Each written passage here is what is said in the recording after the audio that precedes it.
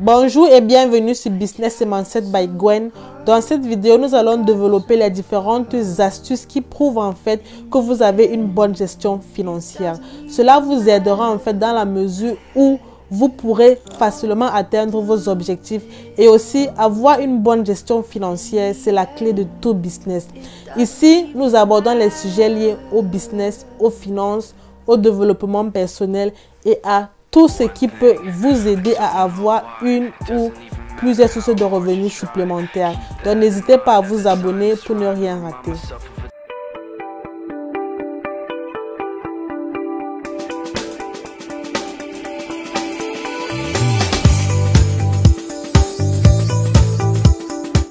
Le premier indice consiste à savoir ce que tu peux faire et ce que tu ne peux pas faire. Les personnes en fait qui ont une bonne gestion financière savent par exemple qu'ils doivent toujours s'orienter à leur budget avant d'effectuer une dépense. Les personnes qui ont une bonne gestion financière savent par exemple qu'ils ne doivent pas s'endetter uniquement pour se faire plaisir. Les personnes qui ont une bonne gestion financière savent par exemple qu'ils doivent toujours en fait établir leur budget en début de mois dans le but en fait d'éviter d'effectuer les dépenses impulsives durant le mois, d'éviter d'effectuer les dépenses imprévues et tout ce qui va avec. Par rapport à avant, aujourd'hui en fait je suis capable de savoir ce que je veux exactement faire de mon argent et ce que je n'ai même pas le droit de faire avec. Parce qu'en fait avant, pour moi je m'en foutais un peu de tout. Pour moi, je devais d'abord me faire plaisir parce que je supposais en fait que je travaillais beaucoup trop dur pour ne pas me faire plaisir avec l'argent que je gagne. Mais en soi, en fait, c'était un peu une erreur en quelque sorte. Pourquoi? Parce que je voulais seulement me faire plaisir sans mettre de l'argent de côté pour les imprévus ou bien pour l'épargne. Et aujourd'hui, en fait, je suis capable de ne pas aller au restaurant parce que j'ai mon objectif financier à long terme et je veux l'atteindre.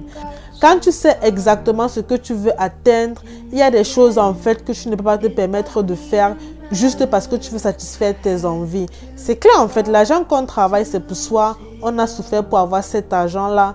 La deuxième astuce consiste à avoir un budget. Lorsque vous avez un budget, vous pouvez exactement en fait planifier. Vous pouvez exactement et correctement dépenser votre argent. Vous n'allez pas forcément dépenser votre argent dans les inutilités, ce que vous allez automatiquement regretter plus tard. Mais en fait, vous allez dépenser votre argent intelligemment.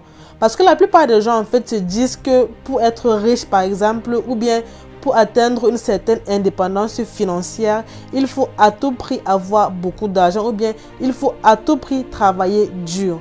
Mais tout ne réside pas en fait dans le travail acharné, mais dans le travail intelligent. Il faut savoir en fait travailler intelligemment. De la même façon en fait qu'il faut savoir dépenser son argent intelligemment. De nombreuses personnes établissent un budget, mais à chaque fois qu'elle va par exemple au supermarché, se permet toujours de dépenser beaucoup plus que ce qu'elle avait prévu de dépenser. Au début, lorsque j'avais décidé vraiment de bien gérer mes finances, j'avais certes établi un budget, mais pour moi, c'était vraiment difficile de maintenir à ce budget-là. Parce que j'avais toujours l'habitude en fait de dépenser à tort et à travers. J'avais toujours l'habitude qu'à chaque fois que je vais aller au supermarché, je vais toujours m'acheter un croissant ou bien un petit jus que je n'avais même pas prévu d'acheter. Ce qui fait en fait que mes débuts étaient très difficiles. Il y a des mois en fait, j'avais complètement établi le budget, mais je l'avais pris et je l'avais mis dans le tiroir. J'avais retrouvé en fait ce budget-là des mois après. Et c'est pour dire en fait que certes vous allez par exemple établir un budget et vous aurez par exemple du mal à vous en tenir, mais c'est normal. Pour un début, c'est complètement normal.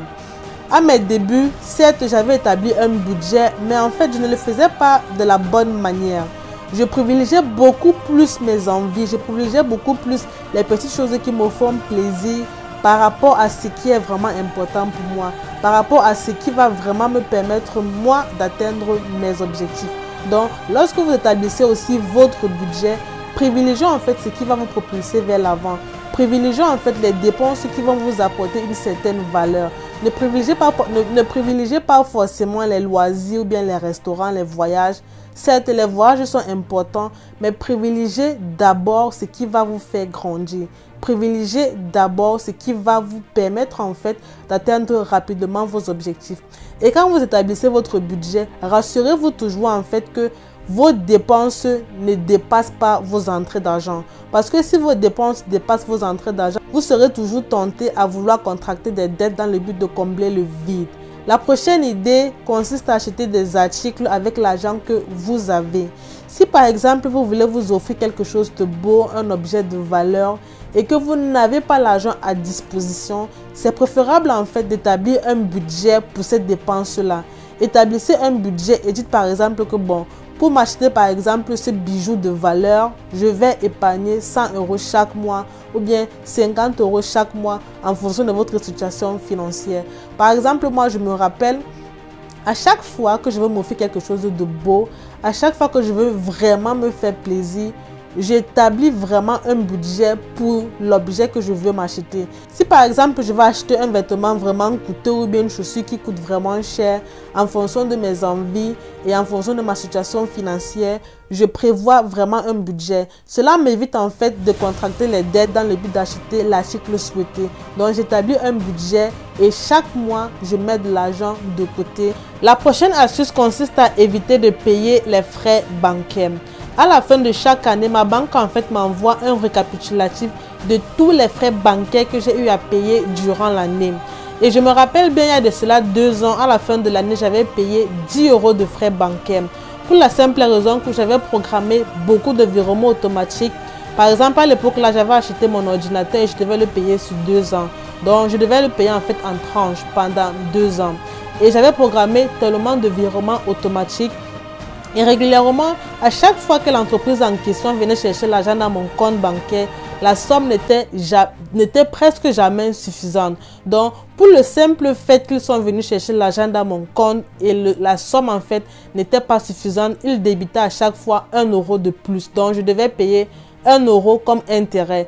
Et à la fin de l'année, j'ai payé en tout 10 €. Donc, ce que je fais maintenant, c'est quoi? Je m'arrange toujours à programmer mes virements automatiques en début de mois. Parce que c'est régulièrement en début de mois que je gère presque tout. C'est régulièrement en début de mois que je fixe toutes les différentes dépenses que je vais effectuer au cours du mois. Donc, c'est en début de mois que j'établis mon budget. Donc, tous mes virements automatiques, je les programme en début de mois, de telle sorte qu'à chaque fois que l'entreprise vient chercher l'argent dans mon compte, que mon compte soit toujours fourni afin d'éviter en fait de toujours payer les taux d'intérêt à chaque fois. Être financièrement intelligent, c'est aussi savoir épargner. C'est aussi savoir prendre de l'argent et mettre de côté pour les imprévus ou bien pour un investissement quelconque. C'est très important.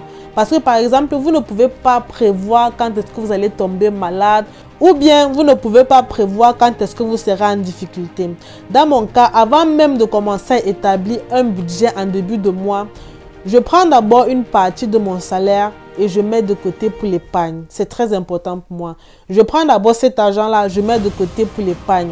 L'argent que j'ai mis de côté, je le divise maintenant. Une partie, je le mets dans mon fonds d'urgence. L'autre partie, je le laisse dans l'épargne. Depuis que j'ai opté pour cette technique, j'établis vraiment très bien mon budget. Parce qu'avant, en fait, j'épargnais à la fin. Donc, j'épargnais à la fin du mois. Donc, après avoir effectué toutes les dépenses du mois, ce qui restait, c'est ce que je prenais pour épargner. Et j'ai constaté en fait que j'achetais beaucoup d'articles qui ne me servaient à rien. Donc maintenant en fait, je me paye en début de mois. Je prends l'argent, je mets de côté en début de mois. Ce qui fait en fait que le reste d'argent sera utilisé de façon très intelligente. Pour vous dire vrai, avant je m'en foutais complètement de la gestion financière.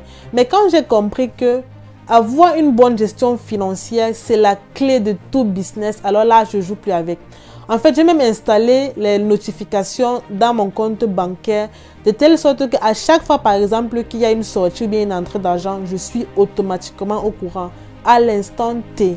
Parce qu'avant, je n'avais même pas installé ça de telle sorte qu'à un moment donné, je venais dans mon compte bancaire, je me disais que mais bon, les 100 €, c'est qui me l'a viré ou bien j'ai viré les 100 €, c'est à qui? En fait, j'étais même parfois perdue parce qu'il y avait tellement de transactions et je n'avais même plus en fait un aperçu de mon compte en soi. Donc aujourd'hui, en fait, j'ai installé les notifications et cela me permet vraiment d'avoir une visibilité de mon compte bancaire. Cela me permet vraiment de savoir exactement où est-ce que mon argent va, dans quoi est-ce que j'ai dépensé beaucoup plus ou bien beaucoup moins à la fin du mois.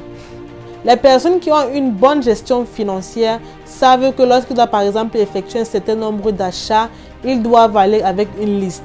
Parce que l'erreur en fait que la plupart commettent, c'est quoi? C'est aussi une erreur en fait que je commettais beaucoup. Je n'allais presque jamais faire des courses avec une liste.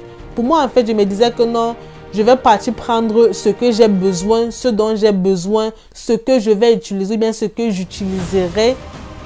Et c'est comme ça en fait que je me retrouvais toujours à dépenser beaucoup plus que ce que je n'avais prévu. Donc ce qui fait en sorte que quoi? Aujourd'hui, j'ai mon plan. Je vais avec une liste. Je vais avec un stylo. À chaque fois que j'ai déjà mis par exemple, disons, le concombre ou bien le poireau ou bien la farine dans mon panier, je coche de la liste. De telle sorte qu'en fait, je ne puisse pas acheter un article 2 fois ou bien je ne me trompe pas dans mes calculs. Et ce que je fais aussi, c'est que j'ai un budget pour la nourriture. Ou bien j'ai un budget pour tout en fait. J'ai un budget pour tout. Et à chaque fois par exemple que je vais au supermarché, par exemple faire les courses du mois, je prends mon budget de la nourriture, je prends ma liste, je vais faire les achats et je prends aussi mon stylo, mon crayon, je vais faire les achats. Et à chaque fois qu'il y a resté d'argent, je prends cet argent-là, je mets dans le tiroir, de telle sorte que si par exemple au cours du mois, il y a par exemple le sel ou bien l'huile est finie, je prends cet argent-là, je vais faire le reste des courses avec. Donc pour dire quoi? Pour dire qu'en fait que c'est important d'avoir une liste. C'est important d'aller effectuer les achats avec une liste. Parce que aussi longtemps que vous avez une liste, vous n'allez pas effectuer les achats à la hâte. Vous allez vraiment être prudent sur ce que vous allez acheter, sur ce qui est vraiment important pour vous. Parce que à partir du moment où vous savez par exemple que vous avez uniquement 50 € à dépenser, vous prenez uniquement ce qui va vous aider, ce qui sera important pour vous. Et vous ne prenez pas en fait les trucs que vous ne savez même pas si vous allez les utiliser ou pas. N'hésitez pas à lâcher un pouce bleu à cette vidéo. Dans une prochaine vidéo, je vous montrerai les astuces que j'utilise pour épargner facilement et rapidement. Donc n'hésitez pas en fait à vous abonner pour ne rien rater.